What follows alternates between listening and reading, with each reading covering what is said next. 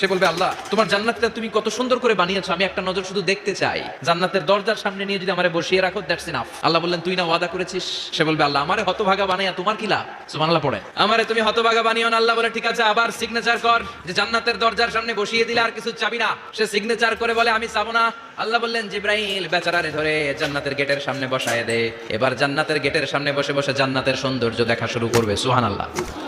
ওই হতভাগা লোকটা বলবে আল্লাহ এত সুন্দর জান্নাত তুমি বানালা, চোখ দিয়ে সৌন্দর্য দেখি, কান দিয়ে আওয়াজগুলো শুনি, হুর আর গেলমান হেঁটে বেড়ায়, এত সুন্দর জান্নাত চোখ দিয়ে দেখি ঢুকতে পারি না, আমারে কষ্ট দিয়ে তোমার কি লাভ?